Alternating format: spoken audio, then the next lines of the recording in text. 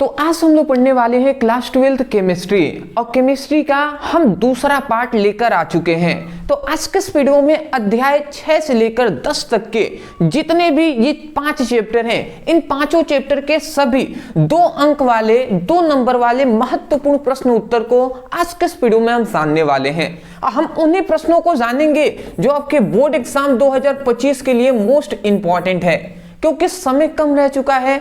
अब हमें क्या करना है, अब हमें ऐसे पढ़ाई करना है, सभी 2 नंबर वाले प्रश्नों को पहले तैयार कर लेते हैं, ठीक है ना। उसके बाद फिर से 3 नंबर वाले प्रश्नों को करा देंगे, फिर से 4 नंबर वाले, फिर से 5 नंबर वाले, ऐसे हम कराते हुए चलेंगे जी। इससे पहले मैं बता दूं, देखिए ये जो चैप्टर 6 से 10 तक का हम बता रहे हैं, मतलब केमिस्ट्री पार्ट 2 का बता रहे हैं। केमिस्ट्री पार्ट 1 यदि आपने नहीं देखा, जिसमें हमने चैप्टर 1 से हमने कितना कराया था, चैप्टर 1 to 5 कराया था।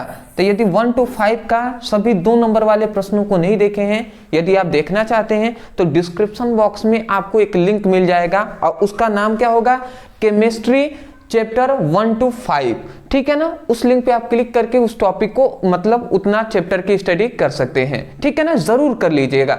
उसके बाद चलिए ये हम देख लेते हैं, उसके बाद वो देख लीजिएगा। चलिए जी, कोई नहीं, हम थोड़ा सा ज्यादा ही डिस्कस कर लिए हैं, कोई नहीं, आगे बढ़ते हैं। देखिए यहाँ पे हमने सब कुछ लिख दिया है। सबसे पहला यहाँ पे हमारा इंपॉर्टेंट जो क्वेश्चन आता है, एक एक करके समझते हैं जी, ठीक है ना। हाँ देखिए यहाँ पे कह रहे हैं निम्नलिखित अभिक्रियाओं पर टिप्पणी लिखिए, ठीक है ना। जहां पर एक है फ्रैक्लेंड अभिक्रिया, एक है फिटिंग अभिक्रिया, 2 अभिक्रियाएं हैं। सबसे पहली बात बता दूं, जो पार्ट 1 है, ठीक है ना, मैं आपको थोड़ा सा एक्सप्लेन यहाँ पे करना चाहूंगा। जो पार्ट 1 है ना, इसमें जो आपका इंपॉर्टेंट जो परिभाषा है, नियम है, ये सब ज्यादा, और डेरिवेशन भी है, ठीक है ना, डेरिवेशन है। तो ये सब ज्यादा उसमें पूछे जाते हैं पार्ट 1 से, ठीक है ना। एक और चीज पूछा जाता है जो है न्यूमेरिकल। तो न्यूमेरिकल एक वीडियो आएगा जिसमें हम 2 नंबर वाले प्रश्नों को करा देंगे केमिस्ट्री का संपूर्ण किताब का। एक और वीडियो आएगा जिसमें हम 3 नंबर वाले, एक और वीडियो आएगा 5 नंबर वाले।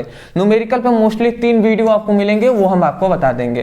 देखिए तो ये पार्ट 1 हमने देख लिया। पार्ट 2 जो है ना, जो आज के इस वीडियो में हम देख रहे हैं, इसमें कोई भी ज्यादातर परिभाषा, थोड़ा बहुत परिभाषा पूछ लिया जाता है, और सबसे ज्यादा इसमें पूछा जाता है जो है अभिक्रिया। जो 2 नंबर वाले प्रश्नों में सबसे ज्यादा हमें रिएक्शन पूछ लिया जाता है, इसलिए थोड़ा सा इसमें रिएक्शन पर भी हम ज्यादा डिस्कस करेंगे, क्योंकि यही 2 नंबर में ऐसे ही तो घुमाकर पूछता है और इसीलिए ज्यादातर स्टूडेंटों को दिक्कत आता है। तो चलिए जी, अब हम रिएक्शन भी थोड़ा बहुत समझ लेते हैं। वैसे तो हमने बहुत कुछ रिएक्शन करा दिया है। तो हमारा यहाँ पे आता है फ्रैक्लेंड अभिक्रिया। अब फ्रैक्लेंड अभिक्रिया क्या होता है, सबसे पहले हम जानेंगे फ्रैक्लेंड अभिक्रिया को। तो मैं यहाँ पे लिख दे रहा हूं, फ्रैक्लेंड अभिक्रिया। अब फ्रैक्लेंड अभिक्रिया क्या होता है, इसको हम सबसे पहले समझते हैं, ठीक है ना। तो देखिए यहाँ पे क्या होता है कि आयोडोएथेन को हम लेते हैं। फ्रैक्लेंड अभिक्रिया में क्या होता है कि हम लेते हैं, यहाँ पे मैं बता दे रहा हूँ, हम सबसे पहले लेते हैं आयोडोएथेन को, मतलब इसका सूत्र होता है CH3CH2I। तो आयोडोएथेन को लेंगे, इसको कितनी मात्रा में लेते हैं जी, तो इसको हम 2 मात्रा में लेते हैं। तो एक, या तो हम यहाँ पे 2 लिख दें, या तो हम यहाँ पे 2 लिख दें, या एक और ऐसे ही हम लिख दे रहे हैं नीचे CH3CH2I। ये क्या है, आयोडोएथेन है, क्योंकि 2 कार्बन है ना, तो 1 कार्बन होता है तो मेथ, 2 कार्बन होता है तो एथ, तो आयोडोएथेन, ठीक है ना। अब आयोडोएथेन को हम जिंक के साथ क्रिया कराते हैं, ठीक है ना। 2 जिंक के साथ हम इसकी क्रिया करा देंगे, और शुष्क ईथर की उपस्थिति में हम क्रिया करा देते हैं, शुष्क ईथर, ठीक है। तो यहां पे क्या होता है, बात को समझिएगा। जब ऐसी क्रिया होती है ना, तो यहां से 2 ये आयोडीन निकलता है। मैं यहां पे बताना चाहूंगा, यहां से ये दोनों आयोडीन निकलते हैं और ये जिंक के साथ क्रिया कर लेते हैं, ऐसे निकलते हैं।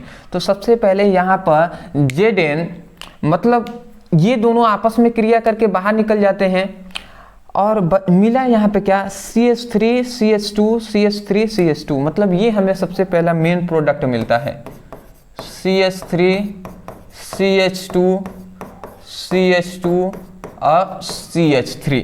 आप यहाँ पे देख सकते हैं CH3 फिर से CH2 CH2 और CH3 ये हमें मिल जाता है, ठीक है ना। और उसके बाद यहाँ पे हमें क्या मिलता है, जिंक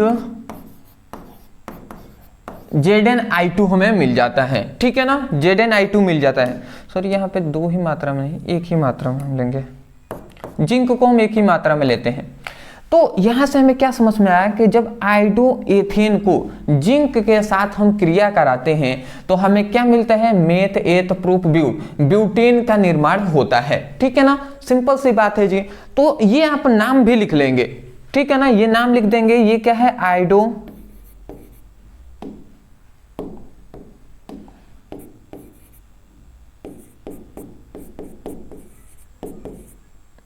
आयोडोएथेन, ये क्या है, जिंक है।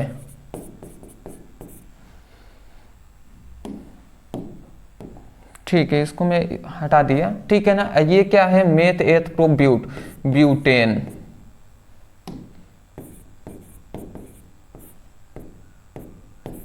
ठीक है जी। तो ये हमारा हो चुका है। ये सबसे पहला हमारा क्या हो गया, ये है फ्रैकलैंड अभिक्रिया। आपको कुछ नहीं लिखना है, ऐसे ही आप हेडिंग डालेंगे, उसके नीचे आप ये रिएक्शन लिख देंगे कि जब आयोडोएथेन को जिंक धातु के साथ क्रिया कराया जाता है तो ब्यूटेन का निर्माण होता है, ठीक है ना। अब हमारा दूसरा एक और हम जानेंगे जो है फिटिंग अभिक्रिया। फिटिंग अभिक्रिया।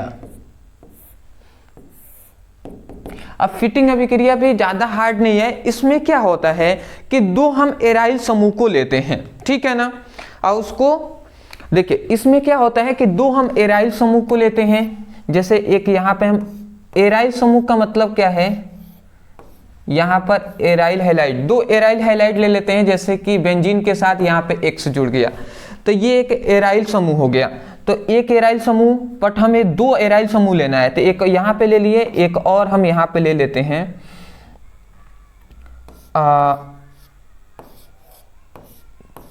तो दो हम यहाँ पे एराइल समूह को ले लेते हैं, ठीक है ना। इसको हम सोडियम के साथ क्रिया करा लेते हैं। दो सोडियम के साथ शुष्क ईथर की उपस्थिति में क्रिया कराते हैं। शुष्क ईथर की उपस्थिति में क्रिया कराते हैं। तो जैसे ही हम कराएंगे ना, तो जानते हैं क्या होता है, कुछ नहीं होता है। यहाँ से मेन बात यहाँ पे ये है कि यहाँ से एक ये हाइलाइट निकलता है, यहाँ से एक ये हाइलाइट निकलता है, तो दो X निकले, और यहाँ से ये Na2 मतलब दो सोडियम है, तो ये निकल जाते हैं। तो सबसे पहले तो साइड प्रोडक्ट के रूप में हम नीचे यहाँ पे लिख दे रहे हैं, साइड प्रोडक्ट के रूप में क्या निकलते हैं, -2NaX निकल जाता, NaX निकल जाते हैं, ठीक है ना।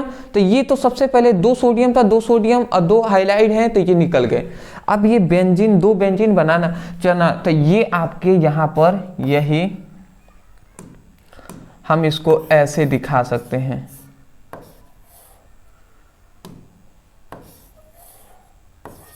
एक बेंजीन,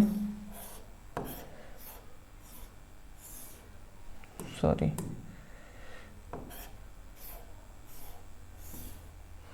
और दूसरा बेंजीन। तो ये हमारे दो बेंजीन आपस में जुड़ जाते हैं, ठीक है ना, जिसे हम क्या कहते हैं, डाइफेनाइल कहते हैं। इसको डाइफेनिल कहते हैं, या फेनाइल भी कह सकते हैं। तो ये हमारा बन जाता है जी। मतलब जब दो एराइल समूहों को, ठीक है ना, जब दो एराइल समूहों को हम क्या करते हैं, जब दो एराइल समूहों को सोडियम धातु के साथ शुष्क ईथर की उपस्थिति में हम क्रिया कराते हैं, तो हमें क्या मिलता है, डाइफेनिल मिलता है। क्या मिलता है, डाइफेनिल मिलता है। तो मैं आशा करता हूं कि ये दो रिएक्शन है जिसको हमने बहुत ही आराम से एक एक पॉइंट्स को हमने समझाने का प्रयास किया है। आशा करता हूं आप समझ के होंगे। स्क्रीनशॉट ले लें, फिर हम आगे बढ़ते हैं जी। ये क्या है, एराइल समूह है, एराइल या एरिल समूह, ठीक है ना। अब नाम यहाँ पे नीचे आप लिख लेंगे, ये सोडियम धातु है, ये भी आप नाम लिख देंगे सोडियम धातु, चलिए जी स्क्रीनशॉट ले लें। चलिए जी कोई नहीं। नेक्स्ट, अब हमारा दूसरा यहाँ पे हमारा सबसे इंपॉर्टेंट ये आता है। देखिए ये अलग अलग क्वेश्चन पूछे गए थे, ठीक है ना। एक तो क्वेश्चन इस तरीके से 5 नंबर में ये पूछा गया है, ठीक है ना। ये तो 5 मार्क्स में ये क्वेश्चन पूछा गया है, बट मैंने देखा ना तो ये 5 नंबर में तो मैं करा था, बट फिर भी मैंने देखा ये कि किसी ऐसे ही क्वेश्चन पूछ लिया गया है कि क्लोरोबेंजीन से बेंजीन कैसे प्राप्त करें 2 नंबर में, या कहीं पूछ लिया गया है कि क्लोरोबेंजीन से टालुइन कैसे प्राप्त करें, कहीं पूछ लिया गया है डाइफेनिल कैसे प्राप्त करें क्लोरोबेंजीन से। तो हमने सोचा कि एक ये 5 नंबर वाला टॉपिक करा देंगे तो आपका सब कुछ क्लियर हो जाएगा, दोनों नंबर वाले भी। 10 नंबर का यहाँ पे क्वेश्चन दिखाई दे रहा है। तो सबसे पहले क्लोरोबेंजीन से निम्नलिखित को कैसे प्राप्त करेंगे, ये सभी को ये हमें जानना है। तो चलिए जी सबसे पहले हम बेंजीन प्राप्त करते हैं। सबसे पहले क्लोरोबेंजीन को, तो क्लोरोबेंजीन का सूत्र क्या होता है, C6H5Cl। तो ये क्या है, हमारा क्लोरोबेंजीन है, ठीक है ना। अब क्लोरोबेंजीन है तो यहाँ पे 2 हाइड्रोजन से हम क्रिया यहाँ पे करा देते हैं, मतलब 2H2 से हम यहाँ पे क्रिया कराते हैं। और यहाँ पे हम 2 यहाँ पर उत्प्रेरक हम लेंगे, उत्प्रेरक यहाँ पे लेंगे Ni निकिल या निकिल एल्युमिनियम लेंगे या सोडियम हाइड्रोक्साइड, कोई भी एक क्षार ले लेंगे। तो जब हम ऐसे क्रिया कराते हैं ना तो यहाँ पे होता ये है कि देखिए यहाँ पे होता ये है कि 2 यहाँ पे हाइड्रोजन है ना, तो 2 हाइड्रोजन है तो इसको हम चाहें तो ऐसे भी तो लिख सकते हैं ना, 2 हाइड्रोजन है तो H सिंगल बॉन्ड H, इस तरीके से लिख सकते हैं। तो होता क्या है कि यहाँ से HCl मतलब HCl ये सबसे पहले बाहर निकल जाता है, तो ये सबसे पहले HCl बनकर बाहर निकल गया। तो बचा क्या, C6H5 है, ये एक हाइड्रोजन यहाँ पे ऐड हो गया तो इसका मतलब C6H6 बन गया। तो ये C6H6 क्या है, यही तो है बेंजीन। ये क्या है, बेंजीन है। तो मैं आशा करता हूं कि आपको सबसे आसानी तरीके से बेंजीन कैसे बनता है ये आपको समझ में आ गया होगा, ठीक है ना। चलिए जी, तो थोड़ा सा ये मैं पास लिख दूं क्या, चलिए यहाँ पे मैं लिख दे रहा हूं, ये बेंजीन के साथ ये HCl बाहर निकल गया। तो सबसे पहले बेंजीन हमने बना लिया और ये क्लोरोबेंजीन है, ठीक है ना। इसको मैं नहीं इरेज कर रहा हूं क्योंकि अच्छा रहेगा।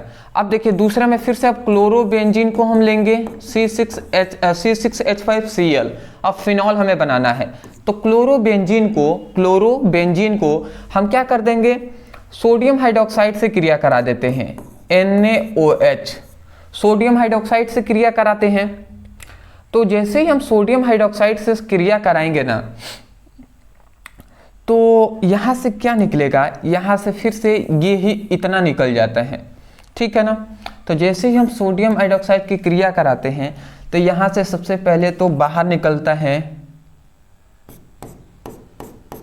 NaCl ये बाहर निकल जाता है। बचा क्या, C6H5 और OH बचा, तो यही हम लिख देंगे C6H5 और क्या बचा है OH, तो ये हमने लिख दिया।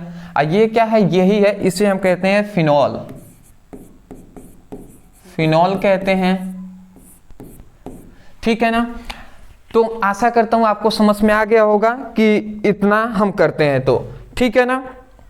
मतलब जब क्लोरोबेंजीन को सोडियम हाइड्रोक्साइड एक प्रबल क्षार से हम क्रिया कराते हैं, ठीक है ना, तो हमें क्या मिलता है, फिनॉल मिलता है। बट एक और बात याद रखेंगे कि हम 200 ATM दाब यहाँ पर लगाएंगे, 200 वायुमंडलीय दाब लगाएंगे और 300 डिग्री सेल्सियस ताप पे हम गर्म करेंगे, 300 डिग्री सेल्सियस ताप पर, तब जाकर हमें फिनॉल मिलेगा, ठीक है। तो देखिए सबसे पहले बेंजीन हमने प्राप्त कर लिया, फिर से फिनॉल भी हमने प्राप्त कर लिया।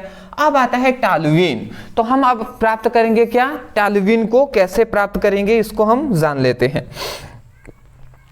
चलिए जी, तो यहां पे मैं बता दूं कि टालुइन को हमने एक वीडियो बताया था जिसमें हमने टालुइन को कराया था। तो यहाँ पे मुझे याद है कि एक स्टूडेंट थे, उन्होंने बहुत ज़्यादा कमेंट किया था टालुइन पर कि जैसे कि बेंजीन रिंग होता है इसके ऊपर CH3 जुड़ गया, तो इसे हमने क्या कहा था, इसे हम टॉल्यूइन कहे थे, टॉल्यूइन हमने कहा था इसको। तो ये मतलब उनका ये कहना था सर इसको टॉल्यूइन नहीं कहते, इसको दूसरा कहते हैं, ऐसे वैसे बहुत चीज़ें उन्होंने कहा कि नहीं सर इस पे देख रहे हैं, गूगल से मार रहे हैं, ऐसे वैसे। मैं कहूँगा भैया थोड़ा सा बुक आप पढ़ लेते हैं ना तो थोड़ी बेटर बात हो जाती है, ठीक है ना। अदरवाइज सब बुक में दिया है यही टॉल्यूइन होता है। तो टॉल्यूइन को हमने बताया हुआ है एक वीडियो में, आप लिखेंगे ना पर्सनली उस पर वीडियो शायद बनाया गया है, आप लिखिएगा टॉल्यूइन बनाने की विधि ब्रदर सर, उसमें आपको पूरी एक्सप्लेन किया गया है, तो आप उस वीडियो को देख लेंगे। फिलहाल हम एनिलीन की ओर बढ़ते हैं। तो अब हमें एनिलीन कैसे प्राप्त करेंगे समझिएगा। क्लोरोबेंजीन से एनिलीन, क्लोरोबेंजीन हम यहाँ पे ले लेते हैं, जैसे C6H5Cl, तो ये हमने क्लोरोबेंजीन को ले लिया, ठीक है ना। क्लोरोबेंजीन को हम क्या करते हैं, अमोनिया से क्रिया कराते हैं। तो क्लोरोबेंजीन के दो अणु लेंगे C6H5Cl, इसको हम क्या करेंगे, अमोनिया से क्रिया करा देंगे, और अमोनिया भी हम दो ही मात्रा में लेंगे, तो NH3 और फिर से NH3। तो जब हम ऐसा करते हैं, क्लोरोबेंजीन को अमोनिया से क्रिया कराते हैं और 200 डिग्री सेल्सियस ताप, ठीक है ना, 200 डिग्री सेल्सियस ताप और Cu2O, ठीक है ना, क्यूप्रस ऑक्साइड की उपस्थिति में हम क्रिया कराते हैं। तो यहां से हमारा क्या बनता है, एनिलीन हमें बनाना है। तो नॉर्मल से यहां पे यही हमारा बनता है कि C6H5, देखिए यहां पे ऐसा होता है ना, देखिए होता क्या है, थोड़ा सा मैं पहले लिख दे रहा हूं। यहां पे बनता है C6H5 और C6H5NH2 और C6H5NH2 और प्लस क्या बनता है, HCl दो मात्रा में निकल जाता है। देखिए क्या होता है, बात को समझिएगा। जैसे यहाँ पे C6H5Cl है, ठीक है ना, मतलब ये क्लोरोबेंजीन है और ये अमोनिया है, ये क्या है, क्लोरोबेंजीन है। क्या करें, क्लोरोबेंजीन है और ये क्या है, अमोनिया है। अब बात को समझिएगा ये कैसे हुआ है। जैसे ये NH3 है, ठीक है, मैं इसको इरेज करके ऐसे क्या मैं लिख सकता हूं, मैं आपसे पूछूंगा। NH3 है, अमोनिया का सूत्र न, तो NH2 और H इस तरीके से लिख सकते हैं। अभी भी तो वही है ना, NH3 ही तो है, NH3 ही तो है। देखिए N नाइट्रोजन एक है तो एक है, 3 यहाँ पे हाइड्रोजन है, तो यहाँ पे 2 हाइड्रोजन, एक यहाँ पे हाइड्रोजन, 3 हाइड्रोजन है, तो यही बात है। तो 2 अमोनिया का 2 अणु लिए थे, तो एक और हम लिख लेते हैं NH2 और H हम यहाँ पे लिख देते हैं।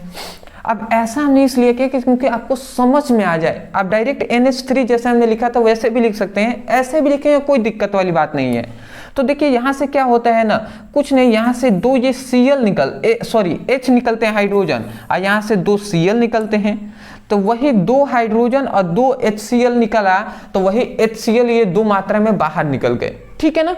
अब बचा क्या, C6H5NH2 बचा, तो वही C6H5NH2, C6H5NH2, तो C6H5NH2, और यही क्या है, एनिलीन है, ठीक है। मैं आशा करता हूं आप समझ गए होंगे। देखिए सोचना पड़ता है ना कि कैसे आपको बताया जाए जिससे आपको आसानी से समझ में आ जाए, क्योंकि मेरा यही लक्ष्य है ना दोस्त, दिल से कह रहा हूं कि कोई भी स्टूडेंट मतलब जहां तक हो सके उसको रटना ना पड़े, वैसे मैं समझाने का प्रयास करता हूं।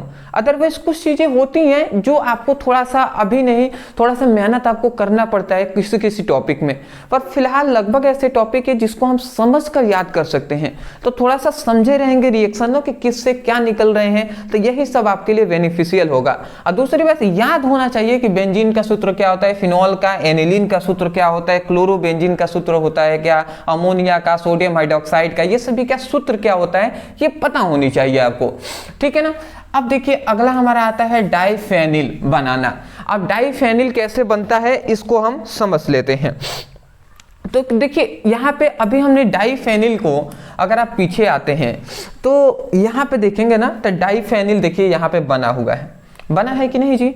तो ये आप लिख सकते हैं कि जब हम एरियल समूह को मतलब एरिल समूह को सोडियम धातु के साथ शुष्क ईथर की उपस्थिति में क्रिया कराते हैं तो डाइफेनिल बनता है। सिंपल सी बात, तो ये लिख सकते हैं। तो ये तो स्ट्रक्चर हमने बताया है। यदि हम इस पर एग्जाम्पल बताना चाहें तो हम बता सकते हैं एग्जाम्पल, जैसे डाइफेनिल हमें प्राप्त करना है तो हम ले लेते हैं क्लोरोबेंजीन को, ये भी एरिल समूह ही तो है, तो क्लोरोबेंजीन को हमने ले लिया। तो क्लोरोबेंजीन के हम 2 अणु इस तरीके से ले लेंगे Cl, और यहाँ पर हम क्या करते हैं क्लोरोबेंजीन को और सोडियम के साथ हम इसकी क्रिया करा देते हैं। 2 सोडियम के साथ हम इसकी क्रिया करा देंगे और किसकी उपस्थिति में, शुष्क ईथर की उपस्थिति में। तो जैसे ही हम इसकी क्रिया करेंगे तो क्या होगा, यहाँ से एक Cl निकलेगा, एक यहाँ से Cl निकलेगा और यहाँ से NO मतलब 2 सोडियम निकलेंगे। तो ये सबसे पहले तो यही निकलता है, क्या निकलेगा जी, NaCl। तो NaCl 2 मात्रा में ये NaCl निकल गया, सोडियम क्लोराइड निकल जाता है, बचा के एक बेंजीन 2 बेंजीन बना। तो ये हम इस तरीके से लिख देंगे,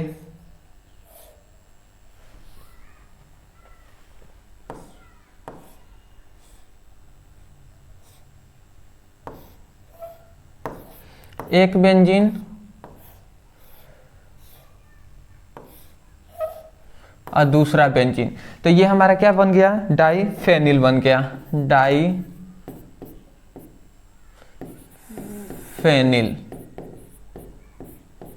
तो डाइफेनिल बन गया। और ये क्या है, क्लोरोबेंजीन है।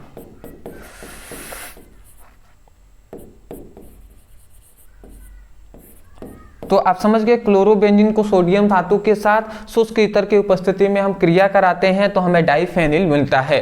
तो आप इसका स्क्रीनशॉट ले लें, आगे बढ़ेंगे दोस्त, फटाफट आप स्क्रीनशॉट ले लें, आगे बढ़ते हैं। ठीक है जी, ले लिए ना।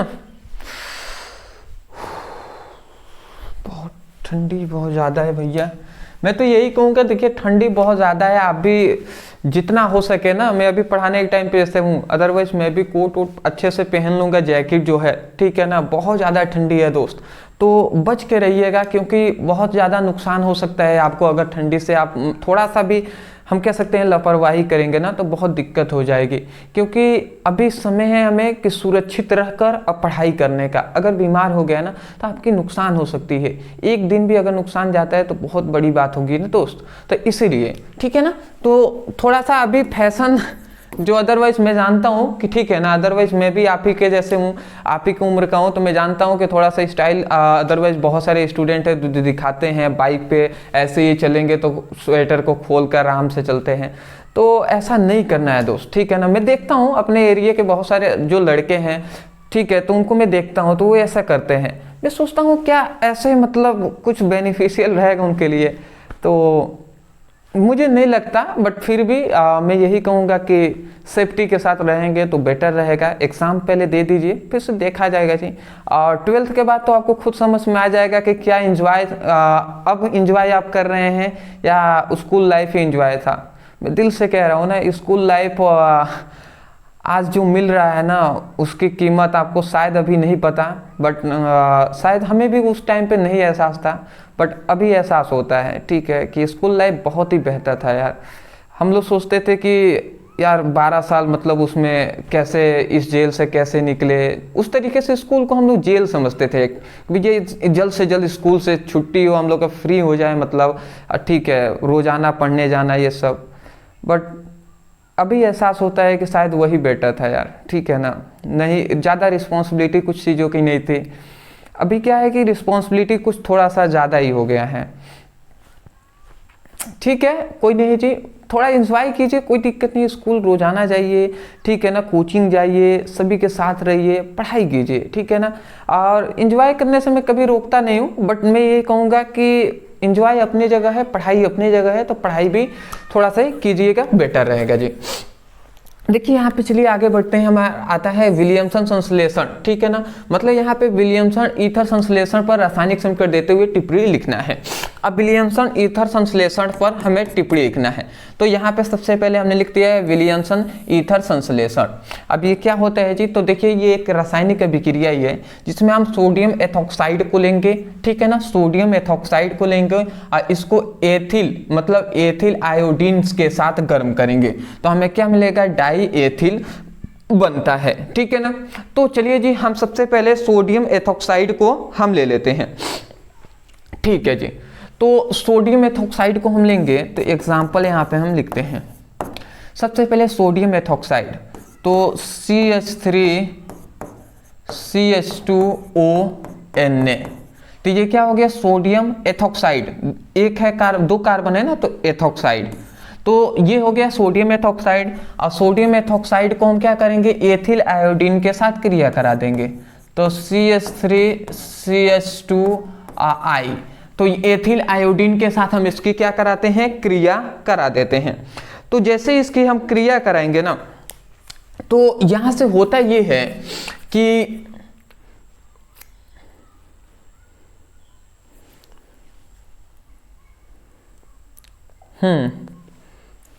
देखिए यहां से होता ये है कि यहां से एक ये सॉरी यार ये क्या हो गया, देखिए यहाँ से एक सोडियम ये निकलता है, यहाँ से आयोडीन निकल जाता है, तो ये दोनों बाहर निकल जाते हैं। तो बाहर निकल गए तो बचा क्या CH3CH2 बचा, तो ये हम लिख देते हैं CH3 और CH2, ठीक है। फिर से CH3CH2, फिर से O है तो O हम यहाँ पे लिख देंगे ऑक्सीजन, फिर से सिंगल बॉन्ड, फिर से CH3CH2 मिला तो ये हम लिख देंगे CH3 और CH2, तो ये हमारा क्या बन गया, देखिए डाई क्या बन गया, डाई एथिल ईथर, मतलब डाई ईथर हमें मिल गया है यहाँ पे। तो इसे हम क्या कहते हैं, डाई एथिल ईथर नाम है इसका, ठीक है ना, डाई एथिल ईथर। तो ये डाई एथिल ईथर हमें मिल जाता है। और यहाँ से NaI मतलब यहाँ से एक और चीज NaI सोडियम आयोडीन जो है ये बाहर निकल जाता है, ठीक है ना, ठीक है जी। तो ये आप स्क्रीनशॉट ले लेंगे। ये क्या है, इसको हम सोडियम एथॉक्साइड कहते हैं, मैं नाम लिख दे रहा हूं क्योंकि आप भी भूलेंगे नहीं, लिख लेंगे सोडियम एथॉक्साइड।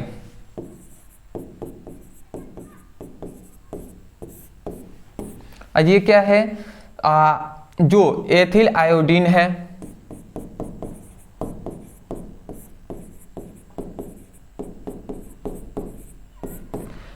ठीक है। तो इतनी बात आप समझ के हैं। दूसरी बात, एक और बात बता दूं, देखिए सभी रिएक्शन को आपको याद ही करना होगा। इसका ऐसा नहीं है कुछ कि आपको मतलब कुछ आप ऐसे पढ़ लेंगे तो इसका कोई सूत्र नहीं है, आपको सभी को याद रखना होगा। हाँ ये है कि मतलब कौन कहाँ से निकलता है, जैसे कि यहाँ से सोडियम निकला है, यहाँ से आयोडीन, तो ये जितना प्रैक्टिस करेंगे तो आपको पता चल जाएगा कि लगभग में ये सभी चीज़ें बाहर निकल रही हैं तो उस टाइप से निकलती हैं। अदरवाइज 11th अगर डीप में पढ़े होते तो आपको पता चलता क्यों ये बंध के कारण भी निकलते हैं, ठीक है। कहीं इलेक्ट्रॉन युग्म, जो इलेक्ट्रॉन की कमी या वृद्धि होने के लिए किसको इलेक्ट्रॉन चाहिए, किसको अधिक है, तो उसके कारण भी ये क्या होते हैं, बंध टूटकर आ जाते हैं। तो वो सब एक क्लास 11th में हमने डिस्कस किया हुआ है, ठीक है ना। तो मैं जानता हूँ क्लास 11th उतना स्टूडेंट ध्यान नहीं देते हैं। स्क्रीनशॉट लेंगे ना, ले लीजिए, आगे बढ़ते हैं दोस्त। चलिए जी, याद कर लीजिएगा, ठीक है ना। मैं बोल रहा हूँ तो सुन ही रहे होंगे, याद कर लीजिएगा। अगला हमारे यहाँ पे आता है 4th नंबर कि एल्कोहल के निर्जलन द्वारा ईथर के विचरण के एक उदाहरण रासायनिक समीकरण देते हुए लिखिए, ठीक है ना। देखिए अभी रिएक्शन आपको आ रहा है, आगे बहुत सारे परिभाषा नियम है, सब कुछ डिस्कस करेंगे, थोड़ा सा सब्र रखिएगा, क्योंकि जो आपका एक पहला जो 6 चैप्टर है उसमें भी रिएक्शन है, 7 चैप्टर में भी रिएक्शन, 8 चैप्टर में भी रिएक्शन, और 9th में और 10th में यही 2 चैप्टर है जिससे परिभाषा पूछे जाएंगी। तो अभी हम इन्हीं में हैं, उसके बाद जब 9th 10th में अभी इसी वीडियो में जाएंगे ना तो वहां पे आएगा। तो हमें सबसे पहले कहा दिया कि एल्कोहल के निर्जलन द्वारा ईथर के विचरण की विधि, ठीक है ना। तो ईथर की विचरण की विधि हमें लिखना है जी। तो हम देख लेते हैं कि ईथर कैसे बनता है। तो नॉर्मल सी बात है, हम क्या लेंगे, एथिल एल्कोहल को लेंगे। देखिए इन पर डिस्कस करेंगे। सबसे पहले हम यहाँ पे एग्जाम्पल लिखते हैं।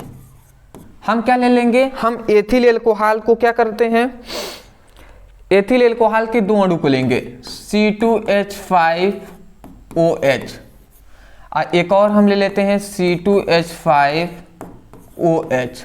तो ये हमने एथिल एल्कोहल को ले लिया। तो जब हम एथिल एल्कोहल को एल्यूमिनियम ऑक्साइड जो Al2O3, ठीक है ना, ये उत्प्रेरक है एक, और इसके साथ साथ याद रखेंगे 513 से 523 केल्विन ताप पर, 523 केल्विन ताप पर हम क्या करते हैं, गर्म करते हैं। तो जैसे ही हम इसको गर्म करेंगे तो यहां से क्या है, ये इतना चीजें बाहर निकल जाती हैं। बात आप समझेंगे, ठीक है ना, ये यहां से इतना ये बाहर निकल जाता है, ठीक है ना। ये सबसे पहले H2 जो आपको दिखाई दे रहा है ये बाहर निकल जाता है। तो ये साइड प्रोडक्ट के रूप में यहाँ पे मैं लिख दूं कि H2O, ये H2O बाहर निकल गया, H2O बाहर निकल गया, तो बचा क्या, C2H5O, C2H5। तो यही हम लिख देंगे C2H5O और फिर से C2H5, ठीक है ना। तो ये हमारा मेन प्रोडक्ट मिल जाता है। इसे हम क्या कहेंगे, डाई एथिल ईथर, ठीक है ना। तो ये हमारा डाई एथिल ईथर बन जाता है। तो ये आपको याद रहेगा ना, ठीक है, कि जब हम एल्कोहल को हम क्या करते हैं, जब हम एल्कोहल को Al2O3 के साथ, मतलब Al2O3 उत्प्रेरक के उपस्थिति में 13 से 523 केल्विन ताप पर हम क्या करते हैं, इसकी हम क्रिया कराते हैं, तो हमें क्या मिलता है, डाई एथिल ईथर का निर्माण होता है, और उसमें कुछ मात्रा में देख रहे हैं ना जल भी बाहर निकलता है। ये आप याद रखेंगे, सभी ये इंपॉर्टेंट है जी, इसलिए मैं आपको बता रहा हूं। अगला आता है कि आप टालवीन से बेंजोइक अम्ल कैसे प्राप्त करें, मतलब टालवीन से हम कैसे बेंजोइक अम्ल प्राप्त करते हैं, समझिएगा। तो देख लेते हैं जी कैसे प्राप्त करते हैं। तो देखिए हम क्या करेंगे, टालवीन को ले लेंगे। टालवीन क्या होता है, अभी हमने बताया था आपको कि एक बेंजीन रिंग लेंगे और उसके ऊपर CH3, ये क्या है, टालवीन है। तो जब हम टालवीन का ऑक्सीकरण करते हैं, ठीक है ना, और ऑक्सीकरण एक उत्प्रेरक को लेंगे जो है KMnO4 उत्प्रेरक की उपस्थिति में हम इसका ऑक्सीकरण करते हैं। तो ऑक्सीकरण मतलब यहां से ऑक्सीजन बहुत सारे जाएंगे यहाँ पे। तो सिंपल सी बात है, जैसे ही हम ऑक्सीकरण करते हैं ना, तो ये ऑक्सीजन यहाँ से 2 ऑक्सीजन यहाँ पे जाता है, और इसमें से 3 हाइड्रोजन है, 2 हाइड्रोजन को बाहर निकाल देता है। तो यहाँ पे क्या बचा, कार्बन है, और 2 हाइड्रोजन को बाहर निकाल दिया, तो 2 ऑक्सीजन यहाँ पे ऐड हो जाते हैं। यहाँ से 2 ऑक्सीजन जाएंगे, जो 2 हाइड्रोजन है, 3 हाइड्रोजन है ना, इस तरीके से 3 हाइड्रोजन है, तो 2 हाइड्रोजन को ये बाहर निकाल देते हैं, और 2 ऑक्सीजन इसके बीच जुड़ जाते हैं। तो COO, फिर से एक हाइड्रोजन यहाँ पे बचा हुआ है, तो ये H, ठीक है ना। तो ये बेंजोइक अम्ल यहाँ पे सबसे पहले बना देते हैं, ठीक है ना।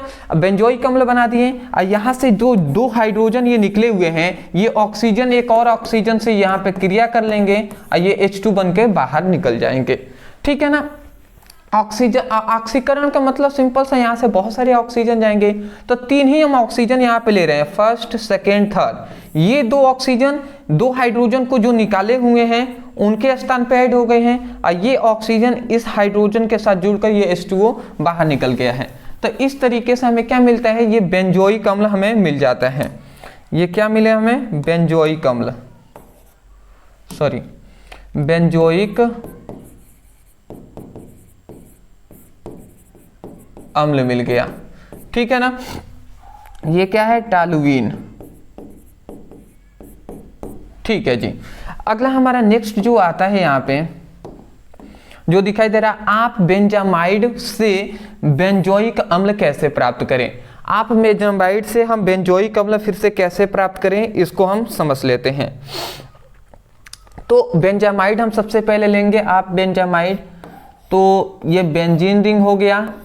अब बेंजीन रिंग के ऊपर सिंपल सी बात है CO और NH2 हम यहाँ पर ले लेते हैं। तो ये हमारा आप बेंजामाइड हो गया। और इसको हम क्या करते हैं, इसको देखिए, इसको हम क्या करेंगे, इसको कुछ नहीं करेंगे, इसको एक उत्प्रेरक लेंगे जो है P2O5। P2O5 उत्प्रेरक की उपस्थिति में क्रिया कराते हैं। P2O5 उत्प्रेरक की उपस्थिति में हम इसकी क्रिया कराएंगे ना, तो बात समझिएगा क्या होता है। यहाँ से 2 हाइड्रोजन निकलते हैं और यहाँ से 1 ऑक्सीजन निकलता है। तो यहाँ से 2 हाइड्रोजन 1 ऑक्सीजन निकला, तो बात समझिएगा, 2 हाइड्रोजन निकला तो H2 और 1 ऑक्सीजन निकला तो H2O, ये बाहर निकल गया। तो बचा क्या, बेंजीन रिंग बचा। तो ये बेंजीन हमने लिख दिया और 1 कार्बन 1 नाइट्रोजन बचा है, तो ये CN लिख दिया। कार्बन के साथ नाइट्रोजन बचा है तो एक CN लिख दिया। तो ये साइनोबेंजीन बन गया या बेंजीन साइनाइड बन गया है। ठीक है ना, ठीक है। अब यहाँ पे जिसे हम फेनिल साइनाइड भी कहते हैं, अब इसको क्या करते हैं, दो H2O से हम क्रिया करा देते हैं। मतलब सिंपल वे में कहे ना, तो इसको 2 मात्रा में H2O से क्रिया करा देते हैं। तो जैसे ही हम 2 मात्रा में H2O से क्रिया कराएंगे ना, तो बात को समझिएगा, ऐसे हम समझाएंगे तो नहीं समझ में आएगा। H2O और फिर से H2O इस तरीके से लिख देते हैं। तो देखिए क्या होता है, जब 2 हम क्या करते हैं, जो साइनोबेंजीन है या जो फेनिल बेंजीन है, या हम कह सकते हैं बेंजीन साइनाइड है, इसको हम जब 2 जल से क्रिया कराते हैं, तो यहाँ पे ये होता है ना कि यहाँ से बात को आप समझेंगे तो आपको समझ में आएगा। देखिए यहाँ से ये 1 कार्बन यहाँ पे है, तो ये 1 कार्बन, और यहाँ से 2 यहाँ से क्या निकलते हैं, ऑक्सीजन निकलते हैं। तो 2 ऑक्सीजन यहाँ पे ऐड हो जाते हैं, और यहाँ पे 2 हाइड्रोजन है ना, तो इसमें से 1 हाइड्रोजन ओनली निकलेगा। मतलब 2 हाइड्रोजन है तो इसमें से 1 हाइड्रोजन निकलेगा और वो यहाँ पे ऐड हो जाएगा।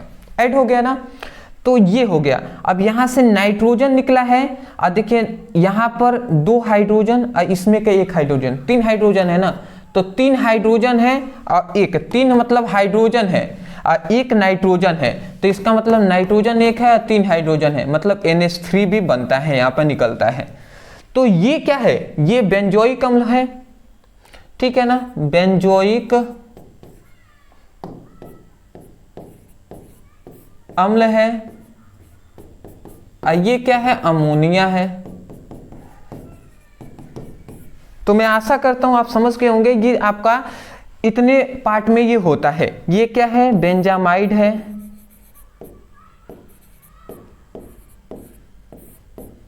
ये क्या है, ये है फेनिल साइनाइड।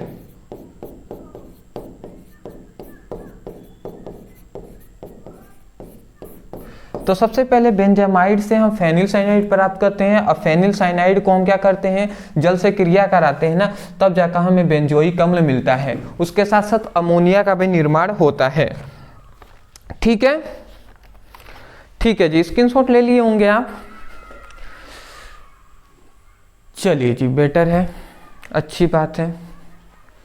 आगे बढ़ते हैं। ये सभी रिएक्शन है, अभी थोड़ा सा और है, उसके बाद 1-2 और है, उसके बाद हम अपने आगे बढ़ेंगे जी परिभाषा पर। रोजे-मुंड अभिक्रिया पर टिप्पणी लिखिए। अब रोजे-मुंड अभिक्रिया पर हमें टिप्पणी लिख देना है, तो क्या होता है जी, टिप्पणी लिखने के लिए कहा तो थोड़ा सा हम ऐसे भी कर देंगे, कोई दिक्कत नहीं, आप केवल रिएक्शन भी लिख सकते हैं, बट थोड़ा सा हम यहाँ पे लिखे हुए हैं कि जब एसिटिल क्लोराइड के उबलते विलयन में PD या BaSO4 उत्प्रेरक की उपस्थिति में हाइड्रोजन गैस प्रवाहित करते हैं, तो हमें क्या मिलता है, हमें एल्डिहाइड बनता है, जिसे हम रोजे-मुंड अभिक्रिया कहते हैं। ठीक है ना, ये हमें कहा जा रहा है जी। तो एसिटल हम क्या लेते हैं, क्लोराइड को ले लेते हैं। तो हम सिंपल सा ले लेंगे जी acetyl chloride, CH3COCl। Acetyl chloride हमने यहाँ पर ले लिया है। ठीक है ना, तो जब हम एसिटल क्लोराइड को लेंगे, एसिटल क्लोराइड को हाइड्रोजन गैस से हम इसकी क्रिया करा देंगे। हाइड्रोजन गैस इसमें क्या करेंगे, प्रवाहित करेंगे, ठीक है ना। परंतु यहाँ पे हम एक उत्प्रेरक लेंगे जो है, यहाँ पे हम एक उत्प्रेरक लेते हैं जो है PD या BaSO4, ठीक है ना। ये हम उत्प्रेरक की उपस्थिति में क्रिया कराते हैं। तो देखिए 2 हाइड्रोजन है ना, तो हम चाहें इसको तो हम ऐसे भी तो लिख सकते हैं, 2 हाइड्रोजन है तो इसको हम चाहें तो ऐसे भी लिख सकते हैं, एक H और एक H, इस तरीके से लिख सकते हैं। तो ऐसा हमने इसलिए किया क्योंकि बात समझिएगा, यहाँ से ये बाहर निकलता है, एक क्लोरीन एक हाइड्रोजन बाहर निकलता है, तो ये HCl ये सबसे पहले बाहर निकल गए, HCl बाहर निकल गया, HCl बाहर निकल गए। तो यहाँ पे CH3 है, तो सबसे पहले हम यहाँ पे लिखते हैं CH3। उसके बाद देखिए एक कार्बन, यहाँ के एक हाइड्रोजन है ना, ये आकर यहाँ पे ऐड हो जाता है, तो C और फिर से एक हाइड्रोजन एक ऑक्सीजन, तो ये हमारा CH3। इसको हम क्या कहते हैं, ये क्या है, एसिटल्डिहाइड है, ठीक है ना, एसिटल्डिहाइड है। तो ठीक है, एक कार्बन है तो एसिटल्डिहाइड हम कहेंगे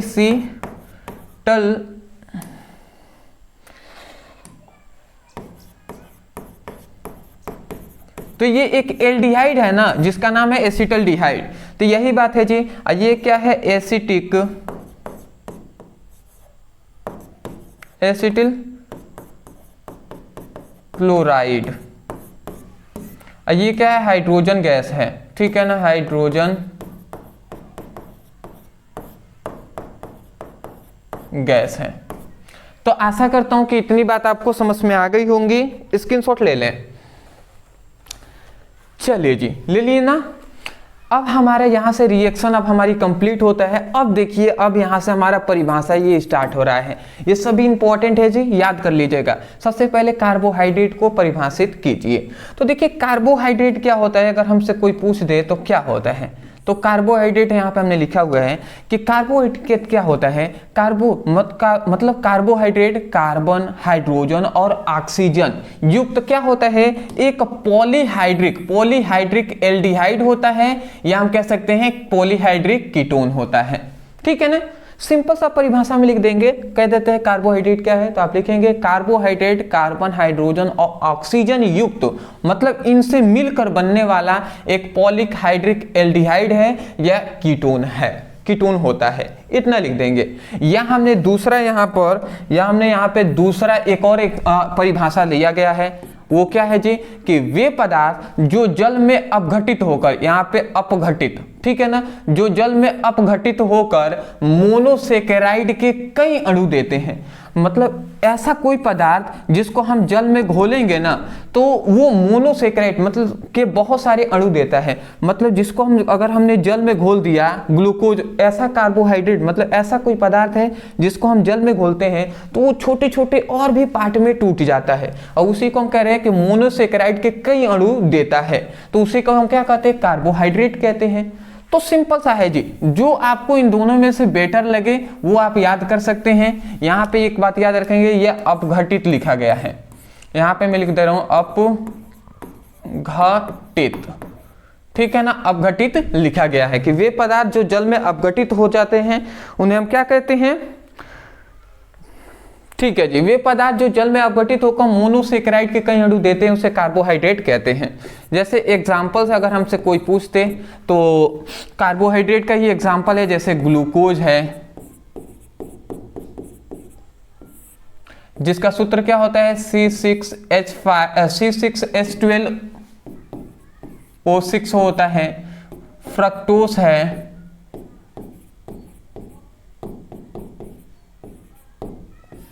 जिसका सूत्र होता है C6H12O6 होता है। तो ये ग्लूकोज है, फ्रक्टोज है, ये सभी स्टार्च है, ये सभी इसके क्या होते हैं, एग्जाम्पल हैं, ठीक है ना। अब इसका याद रखें, कार्बोहाइड्रेट का सरलतम सूत्र जो होता है वो CH2O होता है। ये क्या होता है, कार्बोहाइड्रेट का सरलतम सूत्र,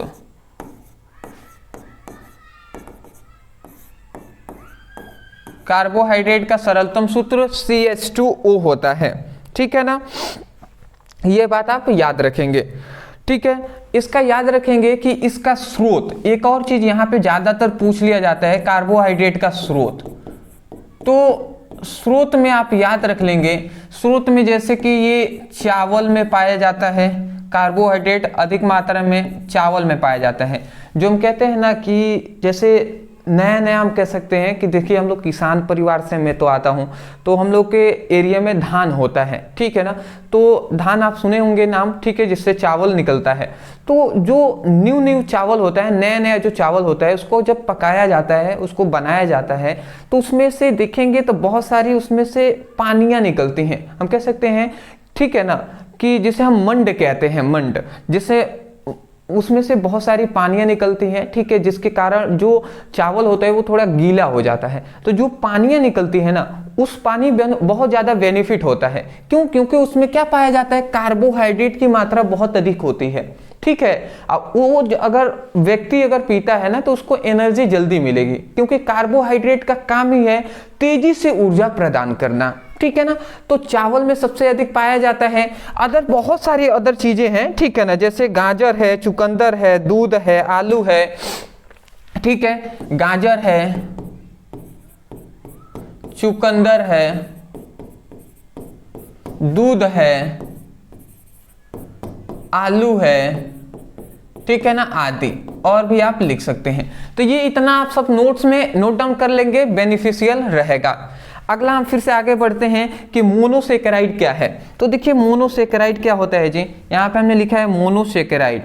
तो देखिए कहा जा रहा है कि वह कार्बोहाइड्रेट जो छोटे अणु में जल अपघटित नहीं होते हैं। मतलब ऐसे मोनोसेकेराइड का मतलब क्या होता है कि जल अपघटित,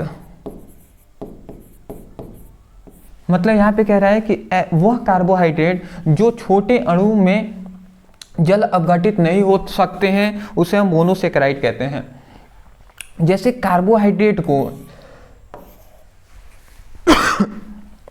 जब हम कार्बोहाइड्रेट को घोल रहे थे जल में, तो क्या हो रहा था, ये कई मोनोसेकेराइड में टूट रहे थे। कि ये क्या हो रहे थे, कई मोनोसेकेराइड में टूट रहे थे। ये तो बात आपको पता होगा, अभी हमने कहा ना कि वे पदार्थ जो जल में अपघटित होकर मोनोसेकेराइड के कई अणु देते हैं। तो इसी प्रकार जब हम कार्बोहाइड्रेट को घोल रहे थे तो बहुत सारे मोनोसेकेराइड में टूट रहे थे। अब मोनोसेकेराइड को पूछा गया, तो मतलब मोनोसेकेराइड अंतिम कण है, उसके बाद आप तोड़ेंगे ना तो वो टूटने वाला नहीं है। जल में कितना भी घोल ले तो मोनोसेकेराइड तक ही टूटेगा। तो वही कहा जा रहा है कि वे कार्बोहाइड्रेट जो छोटे अणु में जल अपघटित नहीं होते हैं, मतलब इससे ज्यादा छोटा वो नहीं होगा, जल में कितना भी घोल ले, तो उसे हम क्या कहते हैं, मोनोसेकेराइड कहते हैं जी। एक स्क्रीनशॉट ले लें, आगे बढ़ते हैं, ठीक है ना, इतना जान गए बहुत है, ठीक है, ले लिए ना। चलिए जी, अब जो हमारा आता है यहाँ पे बहुत ज़्यादा इंपॉर्टेंट ये तीनों टॉपिक हैं। जो तीनों टॉपिक है ना बहुत ज़्यादा इंपॉर्टेंट है। इसमें से मैं कह सकता हूँ कि 100% एक फिक्स है कि आपके बोर्ड एग्जाम में आएगा, ठीक है ना, और आप जरूर इसको करेंगे भी। देखिए यहाँ पे लिखा गया है टालेन अभिकर्मक, मॉलिस परीक्षण, और एक और लिखा गया है यहाँ पे जो है फेहलिन विलियन। ये तीनों का नाम आपने तो जरूर सुना होगा। सबसे पहले हमें टालेन अभिकर्मक को समझना है क्या होता है, एक एक करके समझ लेते हैं। जब सिल्वर नाइट्रेट, ठीक है ना, सिल्वर नाइट्रेट का सूत्र क्या होता है, AgNO3। तो कह रहा है कि जब सिल्वर नाइट्रेट और क्या कह रहा है, अमोनियम हाइड्रोक्साइड, तो अमोनियम हाइड्रोक्साइड NH4OH, तो जब सिल्वर नाइट्रेट और अमोनियम हाइड्रोक्साइड, तो देख रहे हैं यहाँ पे लिखा भी गया है सिल्वर नाइट्रेट और अमोनियम हाइड्रोक्साइड के विलयन को ही टालेन अभिकर्मक कहते हैं। मतलब जब सिल्वर नाइट्रेट और अमोनियम हाइड्रोक्साइड को एक ही में मिला देंगे, मिक्स कर देंगे, तो इनका जो विलयन बनेगा ना, ठीक है, तो उसी को हम टालेन अभिकर्मक कहते हैं। मतलब इन दोनों का जो मिश्रण है उसी को हम टालेन अभिकर्मक कहते हैं। सिंपल सी बात है। हमने क्या कहा कि जब सिल्वर नाइट्रेट और अमोनियम हाइड्रोक्साइड के विलयन को हम क्या कहते हैं, टालेन अभिकर्मक कहते हैं। सिंपल सा बताइए, इतना आप परिभाषा नहीं बोल सकते हैं जी, इतना आसान परिभाषा तो मुझे नहीं लगता आपका होगा, तो इतना बोल देंगे काम कंप्लीट। अगला आता है मॉलिस परीक्षण। मॉलिस परीक्षण के लिए एक मैं बर्तन ले रहा हूँ। यहाँ पे आपको एक बर्तन लेकर मैं आपको बताना चाहूँगा जिससे आपको आसानी से समझ में आए, ठीक है ना। थोड़ा सा मैंने इस तरीके से, हालांकि पतला इसके लिए लेना चाहिए था, ठीक है। इसको मैं थोड़ा सा छोटा कर दूं क्या? चलिए जी, थोड़ा सा मैं इसको छोटा कर दिया इस तरीके से, क्योंकि यहाँ से फिगर से मैं आपको समझाऊंगा तो आसानी होगी, इसीलिए। जैसे सॉरी, ओहो, जैसे अब हमें समझना क्या है, अब हमें समझना है, ठीक है, इतना तक सही है। अब देखिए, अब हमें जानते हैं क्या समझना है। अब हमें समझना है यहाँ पे, ठीक है जी, चलिए, इतना हो गया, नाइस। अब यहाँ पे हमें ये समझना है, ये एक क्या है, बर्तन है, ठीक है ना। ये एक आपको दिखाई दे रहा है, एक हम कह सकते हैं बर्तन है या एक पाइप की तरह है, ठीक है ना, एक नली की तरह है। तो इसमें क्या होता है कि मॉलिस परीक्षण क्या है, बात को समझिएगा। मॉलिस परीक्षण क्या है, एक कार्बोहाइड्रेट परीक्षण है, ठीक है। यहाँ पे कहा यह जा रहा है कि जो मॉलिस परीक्षण होता है, ठीक है, मॉलिस परीक्षण, तो देखिए यहाँ पे लिखा गया है कि यह एक कार्बोहाइड्रेट परीक्षण है। मतलब क्या है, कार्बोहाइड्रेट परीक्षण है। मॉलिस परीक्षण क्या है, कार्बोहाइड्रेट का एक परीक्षण है। इसमें क्या होता है, इसमें एक परख नली में, इसमें एक परख नली लेंगे, दिख रहे हैं, एक परख नली ले लिया है। परख नली में ग्लूकोज के जलीय विलयन लेकर, मतलब सबसे पहले इसमें हमें क्या क्या लेना है, बात को समझिएगा। सबसे पहले हमें इसमें लेंगे ग्लूकोज का जलीय विलयन। तो हम ले लेते हैं जी ग्लूकोज का जलीय विलयन। तो सबसे पहले इसमें हम लेंगे ग्लूकोज का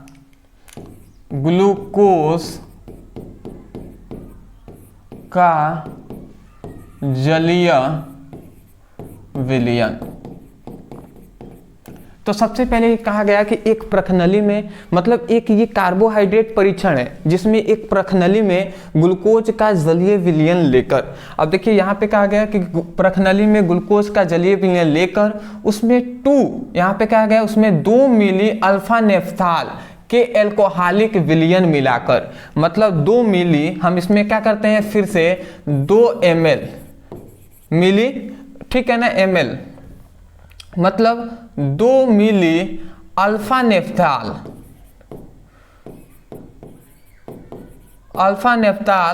का एल्कोहलिक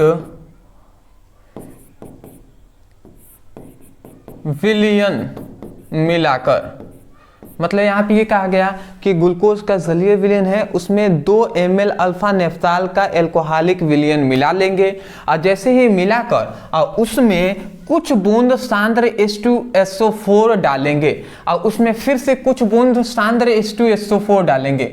इसमें क्या करेंगे, कुछ बूंद सांद्र H2SO4, मतलब फिर से इसमें क्या मिल जाएगा, सांद्र H2SO4 भी मिलेगा। और जैसे ही मिलाएंगे तो डालने पर 2 द्रवों के बीच बैगनी रंग का वलय प्राप्त होगा।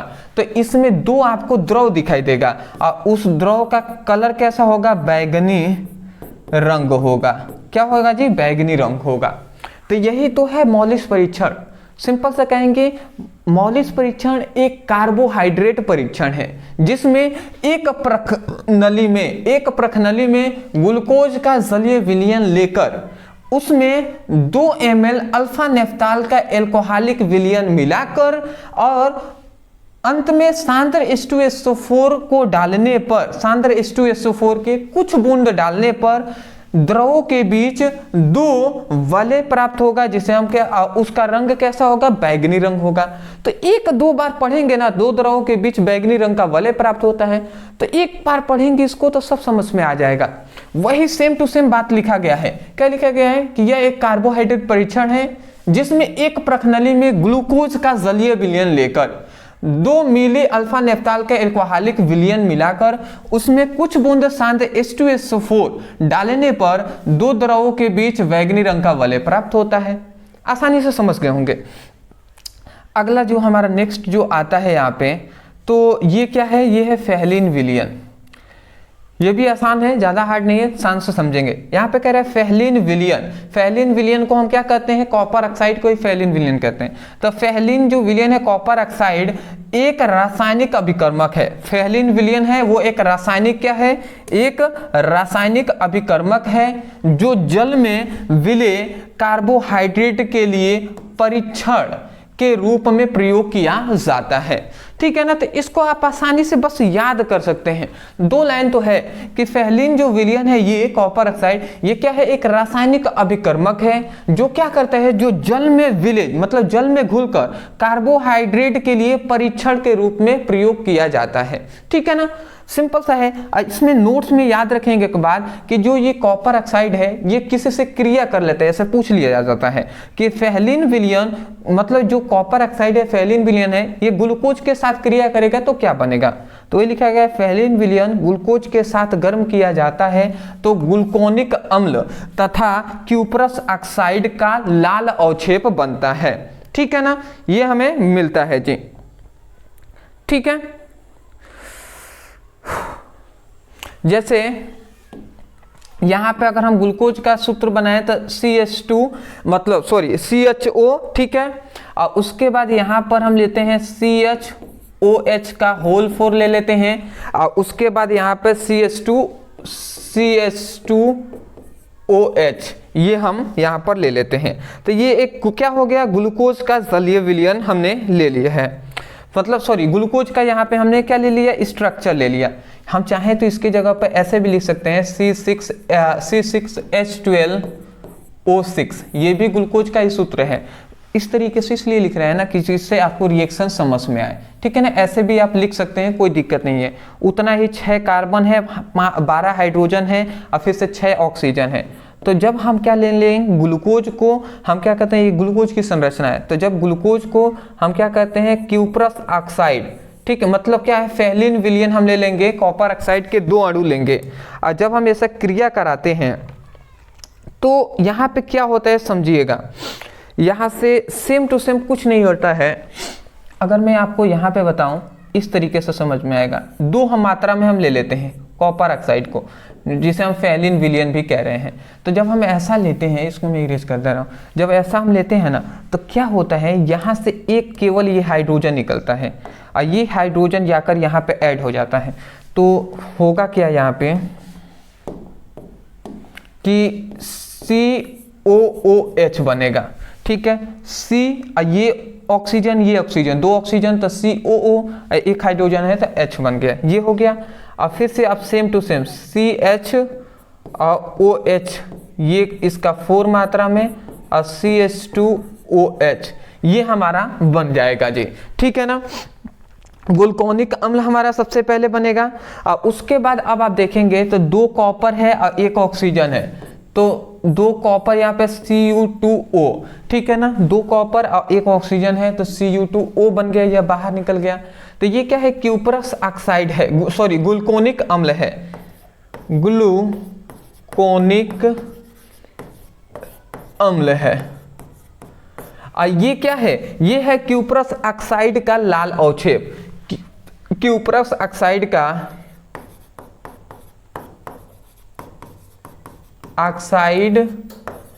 का लाल अवक्षेप है। ठीक है ना, क्यूप्रस ऑक्साइड का लाल अवक्षेप है। ये क्या है? ग्लूकोज है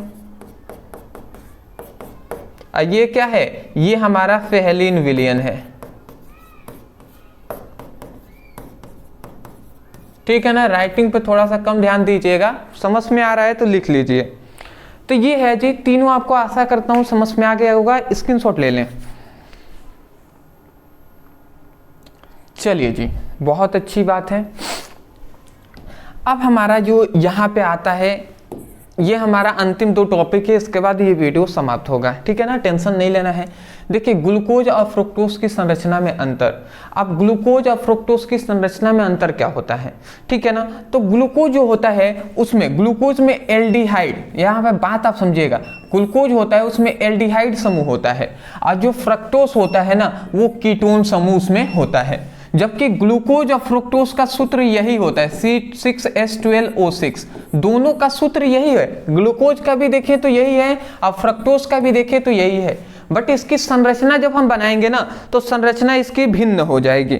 ठीक है, तो हमें संरचना बनाकर बताना है, तो चलिए जी हम इसकी संरचना बनाकर दिखा देते हैं।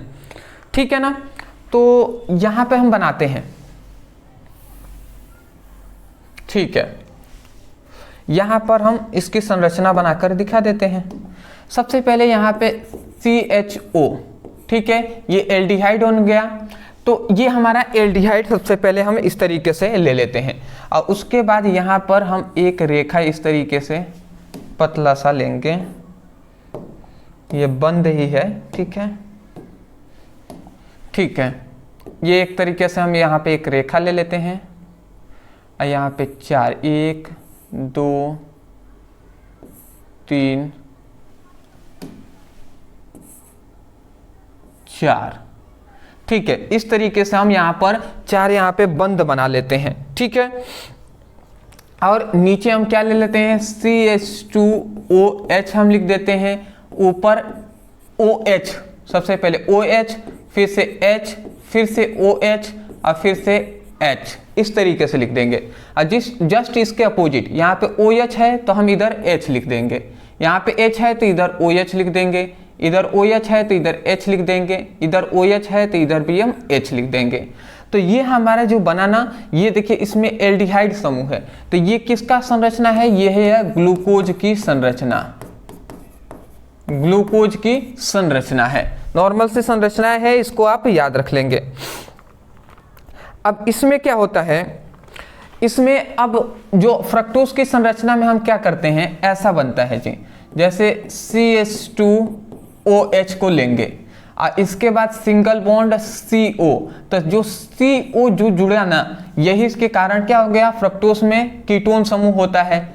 अब उसके बाद ये हम इस तरीके से बंद खींचते हैं और 3 यहाँ पे हम बंद बना लेंगे। ठीक है ना, नॉर्मल से हम यहाँ पे 3 हम यहाँ पे बंद बना लेते हैं। ठीक है, और यहाँ पे अब हम क्या कर लेंगे, यहाँ पे एक हाइड्रोजन, यहाँ पे OH, यहाँ पे OH, और जस्ट इसके अपोजिट यहाँ H है तो यहाँ पे OH, यहाँ पे OH है तो यहाँ पे H हो जाएगा, OH है तो यहाँ पे H हो जाएगा, और इधर ऊपर जब CH2OH है तो नीचे भी CH2OH लिख देंगे। तो ये जो संरचना बना ये किसका है, फ्रक्टोज का। ठीक है ना, तो ये लाइन लिखने के बाद कि ग्लूकोज में एल्डिहाइड समूह उपस्थित होता है जबकि फ्रक्टोज में कीटोन समूह उपस्थित होता है, इतना लिखने के बाद ये फिगर बनाकर ग्लूकोज लिख दीजिएगा साइड में, इतना लिखने के बाद नीचे आप फ्रक्टोज लिख दीजिएगा, आपका काम कंप्लीट हो जाएगा। ठीक है ना, अगला हमारा आता है यहाँ पर कि अगला ये हमारा इंपॉर्टेंट है कि प्रोटीन का मुख्य स्रोत और उपयोग लिखिए। तो प्रोटीन का मुख्य स्रोत क्या है, दूध है, अंडा है, दाल है, मछली है, मांस है आदि है, ये स्रोत हैं। उपयोग में क्या होता है कि जीव द्रव्यों के निर्माण में प्रोटीन का उपयोग होता है, एंजाइमों के निर्माण में, एंजाइम भी का निर्माण कैसे होता है, प्रोटीन के द्वारा ही, त्वचा, हड्डियों, रक्त और मांसपेशियों के निर्माण में, ये सभी क्या, त्वचा जैसे मान लेते हैं कभी भी हमारा मतलब नहीं होता है कि कट जाता है थोड़ी सी त्वचा हमारी, तो जब त्वचा कट जाता है तो उसका मरम्मत या भरपाई कब कैसे होता है, तो वो प्रोटीन के द्वारा ही होता है। तो इसीलिए लिखा गया मांसपेशियों के निर्माण में, क्योंकि मांसपेशियां भर जाती है कुछ दिनों में। अगला आता है शरीरों की ऊर्जा देने में भी, ऐसा नहीं है कि केवल ये प्रोटीन ज़्यादा ही ऊर्जा देता है, ठीक है ना, कार्बोहाइड्रेट से हमें ज़्यादा एनर्जी मिलती है, बट शरीर की एनर्जी फिर भी प्रोटीन देता है, ऊतकों के निर्माण में भी इसका उपयोग होता है। तो ये है जी, तो मैं आशा करता हूँ समझ के होंगे। तो ये वीडियो यहाँ पर हम ये पूरी तरीके से कंप्लीट होता है। आज का ये वीडियो ये पूरी कंप्लीट हो गया। मैं आशा करता हूँ, मुझे दिल से खुशी है कि चलिए हमने केमिस्ट्री का जो संपूर्ण किताब है इसका सबसे पहले तो हमने ये जो 2 अंक वाला 2 नंबर वाला जो महत्वपूर्ण प्रश्न है इसका हमने करा दिया। किस तरीके से कराया है जी, 2 पार्ट में कराया है, एक है पार्ट 1 और एक है पार्ट 2। पार्ट 1 में हमने 1 to 5 कराया था और पार्ट 2 में 6 to 10 हमने करा दिया। तो यदि ये तो पार्ट 2 आपने देख लिया, यदि पार्ट 1 देखना चाहते हैं डिस्क्रिप्शन बॉक्स में केमिस्ट्री पार्ट 1 के भी नाम से आपको लिंक मिल जाएगा, तो उस पर क्लिक कर लीजिए और वहां से जरूर उसको देख लीजिएगा। अब आपको फिर से अब केमिस्ट्री पे कैसे मिलेगा मैं आपको बता दे रहा हूं। अब आपको आएगा तो 3 नंबर और 4 नंबर दोनों एक साथ, जितने भी 3 नंबर और 4 नंबर वाले प्रश्न होंगे उस पर इस तरीके से वीडियो आएगा। पार्ट 1 में एक चैप्टर 1 to 5 मिलेगा, फिर से पार्ट 2 में 6 से 10 तक के मिल जाएंगे। तो यदि 3 और 4 नंबर वाले प्रश्नों को भी चाहिए तो कमेंट में हमें बताइएगा। फिजिक्स का भी अब जल्दी ऐसे ही आपका आएगा, ठीक है ना, 3 और 4 नंबर वाले, और न्यूमेरिकल के भी सीरीज हम स्टार्ट कर दिए हैं तो वो भी हम आपको कराएंगे जी। आशा करता हूं कि आपको वीडियो पसंद आया होगा। यदि वीडियो पसंद आ रहा है ना दोस्त, तो मैं आपसे दिल से यही कहूंगा कि चैनल पे नए होंगे तो चैनल को सब्सक्राइब कर दीजिए, क्योंकि आपकी सपोर्ट की हमें बहुत ज़्यादा ज़रूरत है। हम चाहते हैं कि जल्द से जल्द हमारी फैमिली है वो 1 लाख क्रॉस करें, तो इसके लिए तो आपसे मतलब बिना सपोर्ट का नहीं हो पाएगा जी। और शेयर कर दीजिएगा, जितने भी आपके दोस्त हैं उनसे बताइएगा इस चैनल के बारे में।